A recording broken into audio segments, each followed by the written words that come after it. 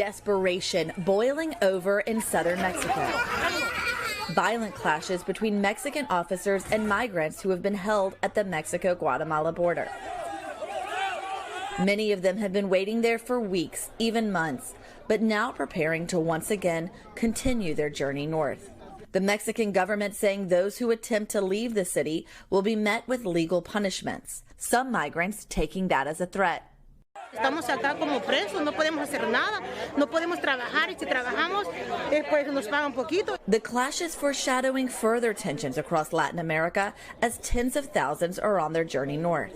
In Mexico, officials have reported over 140,000 migrants in the country in the first 8 months of 2021. That's 3 times the number seen last year. Over the weekend, migrants from countries all across Latin America held a vigil in Tapachula, Mexico.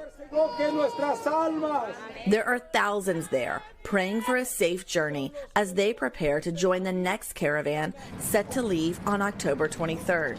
Selena is a Honduran migrant. She has faith that she will make it to the United States. Si nosotros le pedimos a Dios con fe, Él da respuesta, ya que estamos en las manos de Dios y dice su palabra que todo lo que pidamos en su nombre, creyendo lo recibiremos. But they're not just looking for divine intervention. They're also trying the Mexican legal system. Almost 2,000 migrants asked for social aid in Mexico so they wouldn't be detained or deported. The organization Pueblos Sin Fronteras says the caravan will be massive. Tenemos más de 2,000 personas que han aplicado, que quieren ser parte de este contingente, que quieren salir de la ciudad. Y si hay 2,000, quiere decir que tenemos 6,000 personas. But the Biden administration does not want to be caught off guard. NBC News obtained government plans to build an intelligence cell that would monitor and predict migrant movements towards the U.S., just like the nearly 30,000 that arrived in Del Rio, Texas last month. One of the main tasks is to focus on misinformation and social media that is pushing many to take the dangerous journey. A senior DHS official telling NBC that once they arrive in Mexico, it's too late to intervene. But for those who are already in Mexico, they're getting desperate.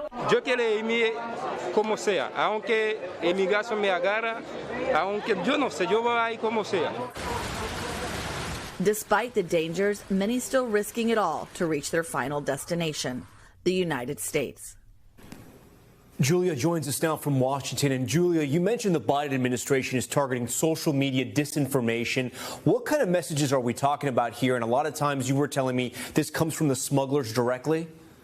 That's right. They're trying to make a profit here by advertising sometimes on Facebook, other times on WhatsApp or other social media platforms where they tell would-be immigrants, now is the time to come. Come today. Come during this week. This is the time. If you come to the United States, you'll be able to stay. If you come after that, you won't. It incentivizes migrants to make a very quick decision, spend a lot of money, and oftentimes, Tom, they're met with quick deportation or expulsion because simply the messages that these cartels and smugglers are spreading about the Biden administration's policies are not correct. And Julie, do we know what exactly the Biden administration can do to sort of combat that misinformation on places like Facebook and WhatsApp?